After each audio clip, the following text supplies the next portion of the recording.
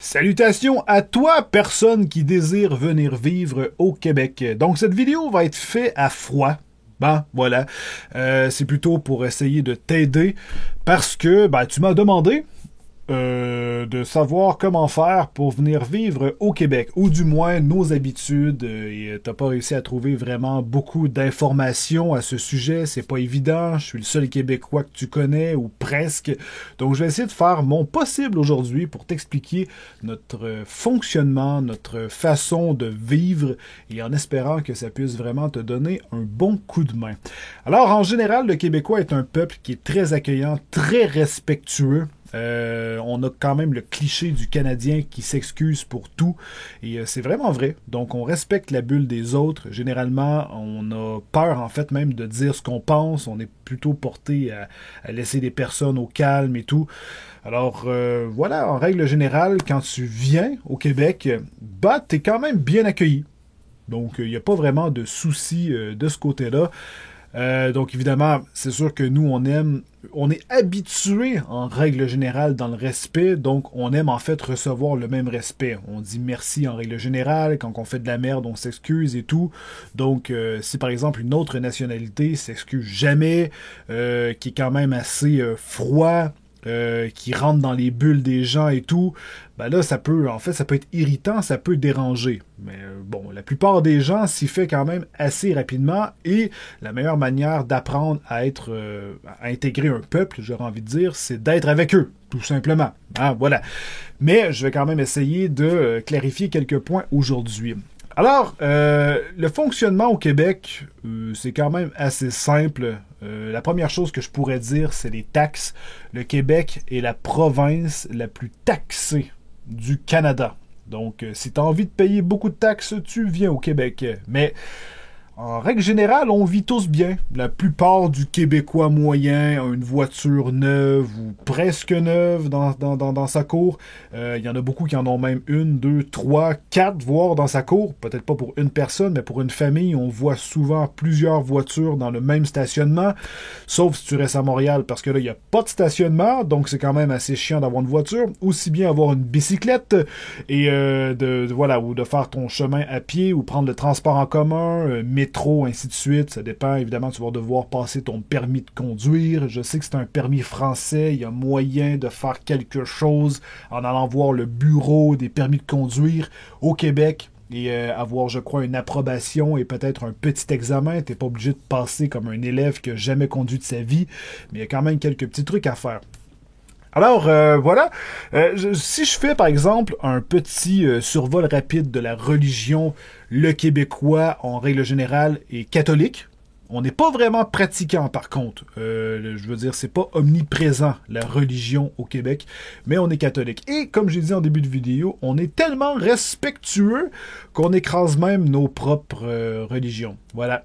C'est quand même assez triste. Donc, la plupart des journaux et tout en parlent. Ça fait quelques années. On accueille tellement d'immigrants. On se fait littéralement écraser par les autres religions qui n'aiment pas la religion catholique, par exemple. Et nous, vu qu'on est tellement respectueux, on est prêt à enlever, par exemple, nos crucifix, et ainsi de suite, et tout ce qui a rapport avec Dieu, on enlève ça pour éviter de pas vraiment choquer les autres nationalités. Ça vous donne quand même une petite idée. Évidemment, je pourrais... ça serait ridicule si je vous parlerais pas des températures au Québec. Donc, l'été, il fait en moyenne entre 20 et 35 degrés Celsius. Plus ou moins humide. On est loin quand même des températures du sud. Voilà, donc il n'y a pas une humidité absolument incroyable, mais parfois il peut faire extrêmement chaud. Ça ressemble quand même à la France en règle générale en termes de température, mais je crois un peu moins humide, et l'air est meilleur aussi parce que nos terrains sont quand même très très grand, on a beaucoup de nature, on a beaucoup d'arbres. La plupart des Français que j'ai entendu parler, qui sont venus pour la première fois au Québec, ont tous dit qu'ils trouvaient ça incroyable, l'espace qu'il y avait. Par exemple, pour passer d'une ville à une autre, ben, tu peux parfois faire 45 minutes où tu peux ne pas voir aucune maison, hein, je veux dire, ou presque. C'est que des champs, c'est que du bois, des forêts et tout. Surtout si tu commences à aller dans les montagnes. Donc voilà, l'air est pur, c'est quand même assez génial. La plupart des gens s'y font assez bien. Et l'hiver, évidemment c'est l'hiver, ce qui fait qu'on roule beaucoup à 2 saisons. Donc par exemple en France, il y a beaucoup d'endroits qui sont tempérés où, bon, tu as des vêtements d'été, mais tu peux garder tes vêtements d'été et après avoir un manteau et quelque chose d'assez normal pour passer l'hiver. Mais au Québec, voilà. Généralement, on peut recevoir entre 10 et 30 cm de neige par tempête et ça peut aller jusqu'à plusieurs mètres de neige à la fin de l'hiver, en fait en accumulation, ce qui fait qu'on a beaucoup de neige en règle générale. Si tu as une voiture, les pneus d'hiver sont obligatoires, évidemment, il y a des dates limites et tout. Il faut quand même être assez prudent sur les routes, hein, parce que ça arrive assez fréquemment qu'on est sur une belle neige, hein, parfois de la glace, il y a de la pluie verglaçante et tout, c'est super chiant, c'est super dangereux sur la route. Mais voilà, donc il y a des grands froids, on peut aller jusqu'à moins 40 degrés Celsius en plein hiver. En règle générale, ça se tient entre moins 20 et moins 30. Quand il fait doux, ça joue entre 0 et 5 degrés. Mais voilà, l'hiver en général, c'est assez froid au Québec, surtout en janvier, février. On commence à être dans les pires moments pour les grands froids. Mais j'aurais envie de dire que généralement le peuple québécois aime bien aller skier, hein, l'hiver, puisqu'on a 2 saisons, on a nos activités d'été et on a les activités d'hiver. On a 2 grandes montagnes très connues, donc Saint-Sauveur et Bromont, qui sont 2 montagnes qu'on entend le plus soit à la télévision ou quoi que ce soit, où les gens peuvent s'acheter des passes et aller voilà, skier, tout simplement, faire du ski alpin. Bon, ça c'est une petite activité que je donne comme ça. Sinon, tu peux acheter une motoneige, par exemple, aller faire du sentier, peu importe, de la raquette. On a beaucoup de sentiers pour aller marcher, pour aller faire toutes sortes d'activités. C'est rempli. Donc voilà. Ensuite, au niveau des villes, moi personnellement, je dis bien personnellement, voilà. Donc, il y a 2 grandes villes au Québec. T'as Montréal et t'as Québec. Donc, ça, c'est les 2 plus grandes métropoles, qui sont à peu près à 3h30 de route, même voire, bon, c'est peut-être pas 4 heures, mais on a un bon 3h30 de route qui les sépare. Voilà, en voiture. Donc, t'as Québec et t'as Montréal.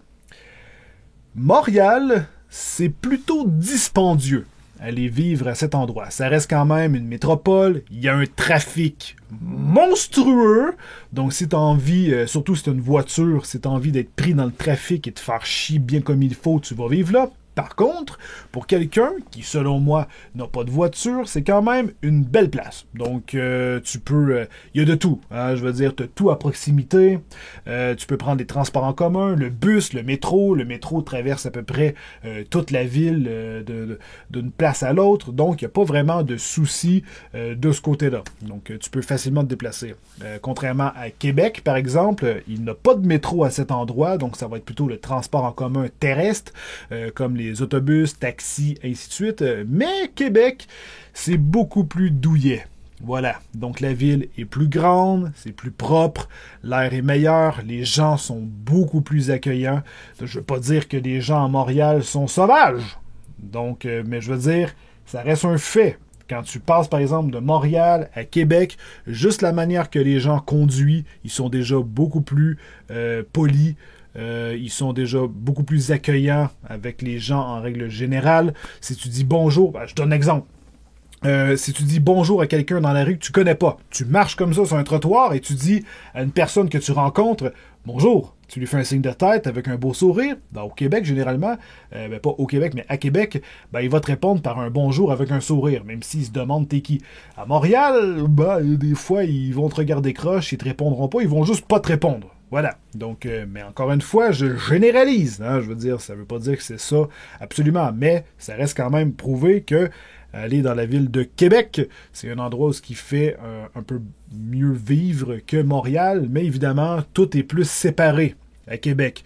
Donc, vaut mieux avoir une voiture, parce qu'évidemment, le transport en commun est moins présent. Voilà.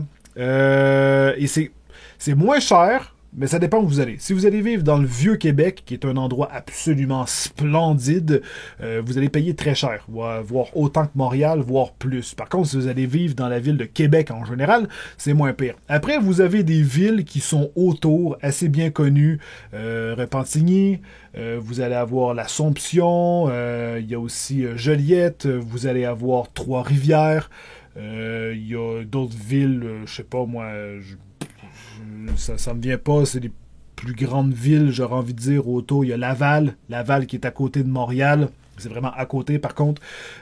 Donc, il vaut mieux aller voir, en fait, sur la map, dans les petites villes qui sont autour. Là, vraiment, faut avoir une voiture. De préférence, à moins que dans les petites villes qui sont autour, vous allez vivre proche d'à peu près tout ce qu'il y a, épicerie, et ainsi de suite, mais sortir de la ville, ça va commencer à être difficile. Hein? Il n'y a pas de transport en commun qui relie les villes entre chacun. Voilà. Sinon, il faut prendre des autobus spécialisés et ça coûte quand même beaucoup plus cher. Bon, ça dépend à quelle fréquence que vous voulez sortir. Mais ça coûte vraiment pas cher aller vivre dans les petites villes autour, contrairement aux grandes métropoles. Encore une fois, ça dépend de votre style de vie que vous voulez. Si vous voulez être un peu plus campagne, avoir la paix, l'air est bon et tout, ben, vous allez dans les villes autour. Sinon, parce qu'il y en a quand même beaucoup, il y a du choix. Il y a du choix de ce côté-là. Vous allez même être perdu. Sinon, Montréal, donc c'est là que l'aéroport allait, c'est là que vous allez atterrir. Donc, c'est une valeur sûre. Hein, je veux dire, si vous voulez pas trop aller vous perdre loin, il n'y a pas de souci. Mais vaut mieux faire ces recherches avec du Tourisme Québec, ainsi de suite. Vous allez avoir les informations nécessaires. Ensuite, voilà, donc ça, c'était les villes que j'avais envie de vous conseiller. En fait, je ne vais pas conseiller, mais je vous en ai parlé. Moi, personnellement, j'irais vivre dans les villes autour. Non, voilà, donc moi, c'est parce que je possède ma propre voiture, mais j'irais vivre dans les villes autour parce que ça coûte beaucoup moins cher. Là, on va parler de loyer et d'argent. Donc, évidemment, au Québec, on a le dollar canadien. Vous pouvez faire la conversion vous-même sur tout bon site de banque parce que il y a deux manières de venir immigrer au Québec. Et là, c'est là que ma science n'est pas exacte. Alors, il faut faire bien attention. Vous allez devoir faire vos propres recherches sur l'immigration. Moi, je vais plutôt vous parler du Québec en général. Vous pouvez soit passer par immigration, donc, c'est-à-dire la version gratuite, sauf que là, ça va être un peu comme gagner à la loterie. Vous allez être sélectionné de manière totalement aléatoire parmi des centaines de milliers de personnes qui veulent venir. Et il paraît que le site web plante souvent et c'est vraiment pas évident. L'autre méthode, c'est de payer pour venir, et là, en fait, vous passez à côté de tout ça. C'est un peu comme si vous aviez une super grosse file indienne que vous devez attendre et il choisit des gens comme ça au hasard, comme ça, pour aller au Québec, ou tu as la version où tu payes et tu passes devant tout le monde. Hein, c'est instantané. Sauf que là, il faut avoir de l'argent de côté. C'est pas la même chose. Hein, c'est vraiment, vous payez un billet d'avion, vous avez rempli des documents qui ont coûté de l'argent au niveau de l'immigration canadienne. Et ensuite, vous prenez un billet d'avion que vous allez évidemment payer à 100%. Vous allez arriver au Québec avec évidemment un billet d'avion qui ne vous ramène pas. Hein, c'est pas un voyage que vous faites. Donc avec un visa temporaire qui va vous amener à faire en sorte qu'avec les documents que vous allez remplir et tout, avoir un visa permanent qui va vous permettre de travailler, donc un visa de travailleur. Et avec le temps, donc ça prend quand même beaucoup de temps, vous allez pouvoir avoir votre citoyenneté canadienne qui va vous donner numéro d'assurance sociale, ainsi de suite, avoir toutes sortes d'avantages, la médecine gratuite et toutes sortes de choses, des assurances, un paquet de trucs. Donc, mais avant tout, c'est bien de venir s'installer au Québec pour pouvoir travailler et tout, commencer à faire son pognon et ainsi de suite. Mais c'est bon d'avoir une petite base. Donc là, encore une fois, j'avais entendu dire entre... c'est bon, minimum 1000 € et plus. Voilà, donc 2, 3, 4, 5, 6 000 €. Plus que vous en avez, mieux que c'est. Comme ça, si vous avez de la difficulté à trouver un emploi ou quoi que ce soit, ben, ça vous laisse le temps de payer vos choses. Et quand vous allez arriver au Québec, vous allez dans n'importe quelle banque, vous faites transformer vos euros en dollars canadiens. Et voilà, c'est parti. Sinon, pour le salaire minimum, par exemple, vous trouvez un emploi général, c'est 10 et 75 de l'heure. Donc 10 et 75 cents de l'heure que vous allez être payé au minimum. Là, au moment où je dis ça, on est en décembre 2016. Ça peut changer, mais ça bouge pas beaucoup, honnêtement. Alors, si vous allez travailler, je vous donne un exemple typique, mais vous allez travailler dans un petit restaurant, un McDo, une boutique, en règle générale, le salaire minimum, ça va être de 10 et 75 de l'heure. Voilà. Donc, prenez ça en note. Prenez ça en note parce qu'on va parler de chiffres encore un peu plus tard. Ensuite, sinon, tout dépendant si vous avez des métiers déjà préétablis, là, je peux pas vraiment vous aider. Il va sûrement avoir des petites choses à passer et tout, des petits documents. Vous pouvez toujours vous informer auprès du Tourisme Canada ou sinon des établissements qui vont être dans la ville que vous avez sélectionnée. Il y a de l'aide un peu partout. Par exemple, je fais tel truc de métier. J'aimerais pouvoir démarrer ma propre entreprise. Là, il faut savoir quelque chose. Les gens qui veulent venir au Québec pour leur propre entreprise, c'est super. Parce que les travailleurs autonomes en France, c'est de la merde. Donc, vous êtes vraiment, mais vraiment pas avantageux, tandis qu'au Québec, généralement, on aime ça. Hein? Je veux dire, le gouvernement adore les travailleurs autonomes, donc ils sont quand même assez encouragés au niveau des impositions et tout. Il reste quand même une bonne imposition, mais c'est pas grave. Ça va quand même super bien en règle générale. Donc, vous pouvez venir faire votre métier. Il ne devrait pas nécessairement avoir de soucis, mais là, encore une fois, vous devez demander comment ça fonctionne. Parce que là, il faut que vous fassiez vos demandes de tout numéro de compagnie, c'est pas très dispendieux, mais après, ça prend un local et tout dépendant de ce que vous voulez faire, donc vous avez quand même quelques devoirs à faire, mais il reste que c'est bien accueilli, et généralement, ça va bien, donc il n'y a pas de souci, il n'y a pas plein de merde et plein de pièges qui arrivent de partout, comme j'ai entendu en France, ça semble être une horreur là-bas, tandis qu'au Québec, c'est assez simple, je veux dire, tu fais ta comptabilité. Voilà, l'imposition, c'est quand même assez standard. Il n'y a pas de souci. On est ouvert d'esprit. On aime les trucs qui sont nouveaux. Donc, voilà. Amenez-nous des nouvelles idées. C'est super génial. Le Québec aime ça. Au niveau de l'école, je vais changer un peu de sujet parce qu'il y en a qui sont encore à l'école. Alors, comment ça fonctionne au Québec? C'est très simple. Quand tu es enfant, on va dire même très enfant, 5 ans. À 5 ans, tu vas aller à la maternelle. Donc, la maternelle, c'est vraiment comme avant l'école. Donc, tu vas avoir généralement 1 à 2 ans de maternelle, tout dépendant de l'âge de ton enfant et tout. Bon, bref, c'est un peu chiant, mais c'est comme ça fonctionne. Mais après ça, une fois que la maternelle est finie, l'enfant va aller en première année du primaire. Donc, en fait, on a le primaire et le secondaire. Le primaire, c'est généralement pour les enfants. Donc, on va avoir la première, deuxième, troisième, quatrième et cinquième année, suivie de la 6e année, qui est la dernière. Voilà, donc on a 6 années à faire pour les enfants. Voilà, donc ça se fait dans une école primaire, il y a de tout, donc des maths, du français, de l'éducation physique, de la géographie, il y a de tout. Hein, voilà, j'en passe, ça reste quand même une école assez standard. Au niveau des heures, là, par contre, on commence à reculer loin dans ma mémoire. Ça joue à peu près vers 8h30 à 9h. Je crois que c'est 9h le matin. Donc voilà. Et ça se termine vers, pour l'école primaire, c'est 15h30 à peu près l'après-midi. Voilà. Ensuite, ça c'est pour les heures normales, du lundi au vendredi. C'est comme ça que ça fonctionne pour l'école primaire. Une fois que tu as fini ta 6e année, tu vas passer à l'école secondaire. Ça, je me rappelle bien, quand tu arrives en secondaire, les enfants ont généralement entre 12 et 13 ans. Si ma mémoire est bonne. Et là, au secondaire, tu as le secondaire 1, 2, 3, 4 et 5. Donc, jusqu'au secondaire 5. Et là, à ce moment-là, évidemment, ça devient plus compliqué. Tu vas aller dans des polyvalentes. Hein, voilà, donc là où c'est un peu comme le même principe que le primaire, mais normalement, vu que c'est des adolescents, ils sont un peu plus libres Voilà, donc tu as des surveillants et tout, mais par exemple, au dîner, tu peux partir de la cour d'école et tu peux aller te déplacer, aller visiter ta ville auto, il n'y a pas de souci. Tu peux aller manger à la maison si tu as envie. Si tu as même ta propre bagnole, tu peux partir. Voilà, donc c'est pas un problème. Parlant de bagnole, pour conduire au Québec, ça prend 16 ans. Donc c'est 16 ans et plus. Tu dois passer tes cours au complet. Ça coûte environ 1000$ canadiens. Ça vient avec un cours qui dure 1 an. Voilà, donc ça s'étale sur 1 an. Tu as un permis temporaire de conduite. Ensuite, pendant quand même un bon bout de temps, tu dois conduire avec quelqu'un qui a son permis complet depuis au moins minimum 2 ans. Et ensuite, tu as ton examen final qui te permet de conduire de manière permanente toute seule une fois que tu as fait tes preuves. C'est comme ça fonctionne. Donc, fin de la parenthèse.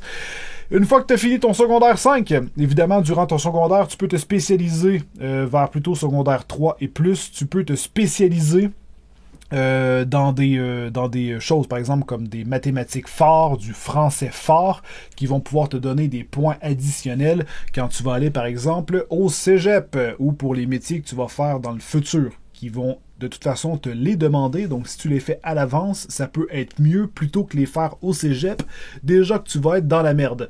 Parce qu'au cégep, il y a vraiment un paquet de trucs à faire. Alors, le cégep, c'est là que tu vas faire tes decks, tes bacs, et ainsi de suite. Et là, encore une fois, je suis pas un spécialiste de l'école, mais généralement, tu fais le primaire, tu finis le secondaire. Tu peux t'arrêter en secondaire 5, c'est la dernière année, tu as ton diplôme de secondaire 5, et c'est, en règle générale, le minimum demandé pour à peu près tous les travails que tu peux faire, sauf les petits boulots de restaurant et tout, ça, il n'y a pas de souci. Les vendeurs, en règle générale, ils ne demandent pas non plus des secondaires 5. Mais pour travailler, ça prend un secondaire 5 minimum au Québec. Je sais qu'il y a des équivalents en France, donc si vous arrivez déjà de la France bien instruit, il y a des équivalents. Donc, ils savent très bien que tu arrives et qu'il n'y a pas vraiment de souci. Tu n'es pas obligé de refaire l'école au complet. Hein? C'est pas... je crois que va falloir que vous preniez vos informations de ce côté-là. Encore une fois, je n'ai pas la science exacte pour ça.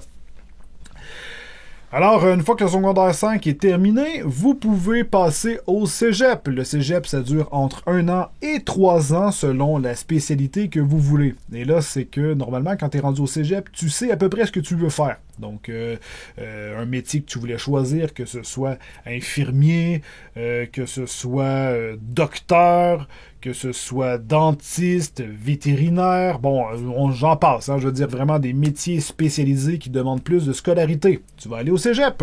Donc, normalement, on va parler d'un docteur, par exemple. Un docteur, tu vas faire ton 3 ans de cégep et après, tu vas passer à l'université. Bon, l'université, je crois que c'est assez standard pour tout le monde. C'est comme la dernière étape de ta vie dans la scolarité. Donc là, ça part à 1 an de scolarité, 1 an d'université, je veux dire, et ça peut aller jusqu'à 5, 6, 7, 8, 9, 10 ans d'université, tout dépendant à quel point tu as envie d'être instruit pour ce que tu veux faire. Donc, si tu as envie d'être un super scientifique, ben, c'est sûr que l'université, t'as pas fini avec. Hein? Voilà. Ça, c'est pour l'école. Donc, ça en fait quand même beaucoup.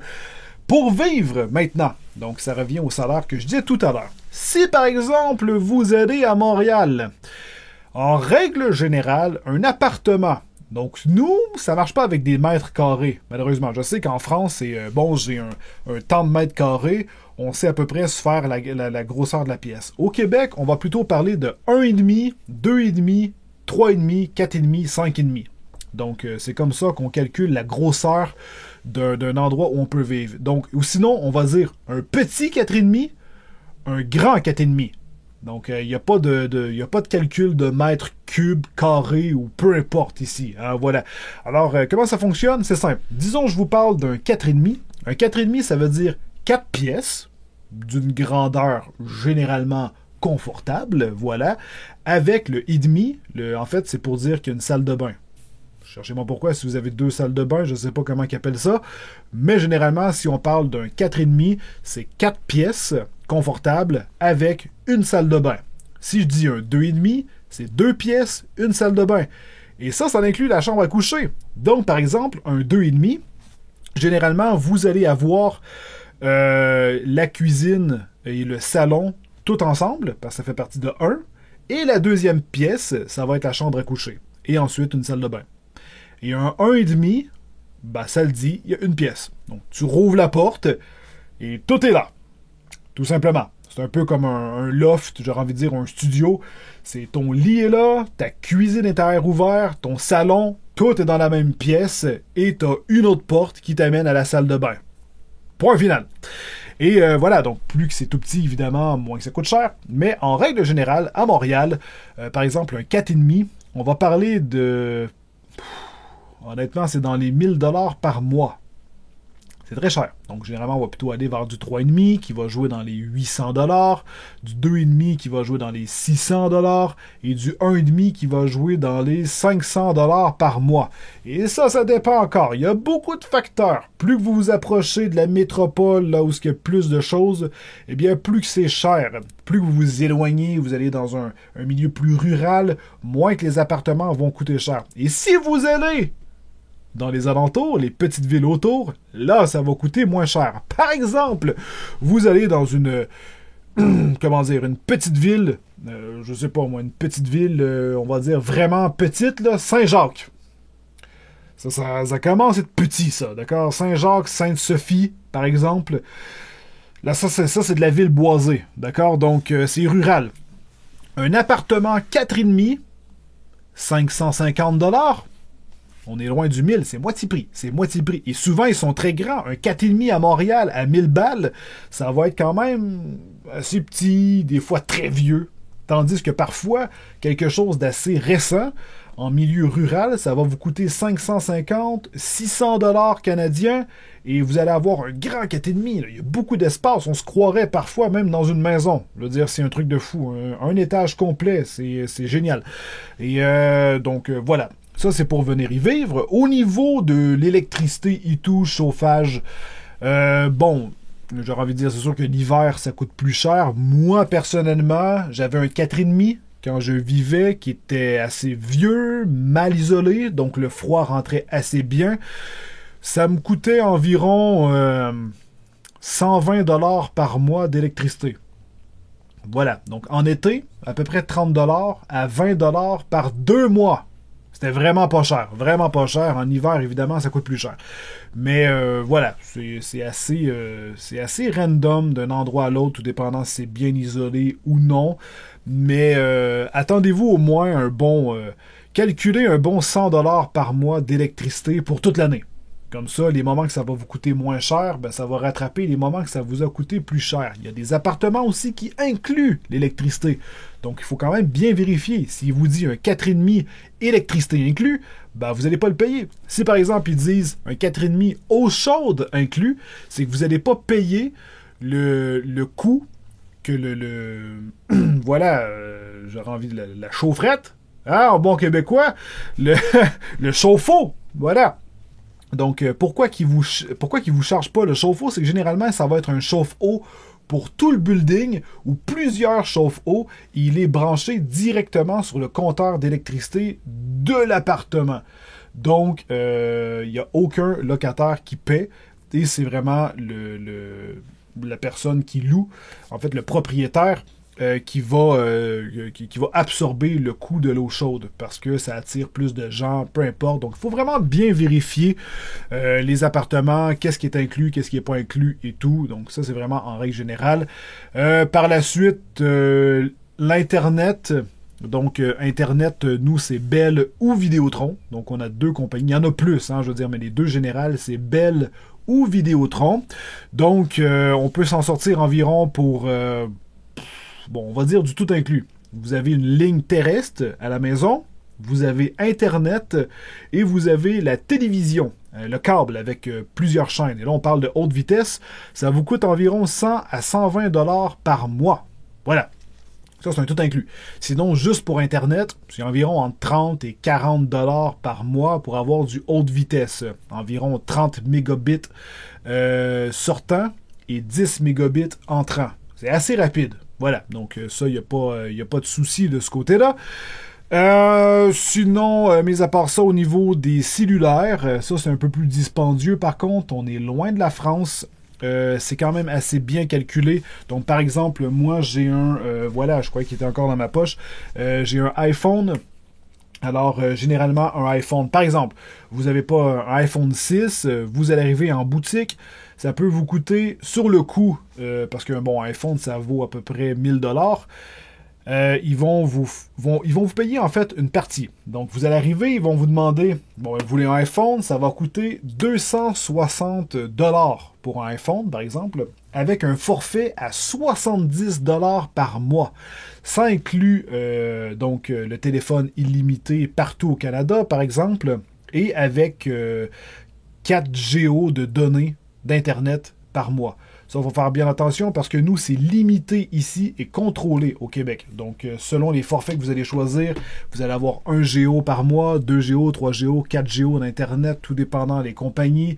Il y en a que c'est pas illimité, donc vous allez avoir 500 minutes d'appel au Québec seulement. D'autres, c'est au Canada. C'est assez aléatoire. Mais les forfaits minimum, c'est 40 $ par mois environ. Et ça peut aller jusqu'à 120, 130, 150, 160 $. Donc au niveau des cellulaires, ça coûte quand même plutôt cher. Au niveau des voitures, bon, évidemment, ben là, les bagnoles, ça, c'est trop vaste. C'est trop vaste. Si vous voulez acheter une petite voiture usagée, une voiture neuve, donc les voitures neuves, en général, les cylindrés, par contre, on est très loin de la France. Nous, c'est du 4 cylindres, du 6 cylindres, du 8 cylindres. On est plus américain là-dessus. Donc, il n'y a pas de souci au niveau de l'essence. Les diesels, c'est pas ce qui se vend beaucoup. Donc, on est vraiment... Puis même le diesel est plus cher que l'essence normale. Donc, la plupart des gens vont rouler en camion, ils vont rouler en gros VUS sport. L'été, les gens ont des voitures sport, des gros V8, de la grosse cylindrée. Donc, pour les amateurs de voitures, voilà. Donc, il n'y a pas de souci. Par exemple, je veux dire, la voiture neuve moyenne, c'est environ 20 000 $. Voilà, avec les taxes, 20-25 000 $ et plus. Et après ça, ça n'a plus de fin. Donc après ça, vous pouvez avoir, par exemple, généralement, l'achat d'un coup n'est pas très... la plupart du Québécois normal va plutôt emprunter, voilà, à la banque sur 5 ans. Donc on va payer pendant 5 ans nos voitures.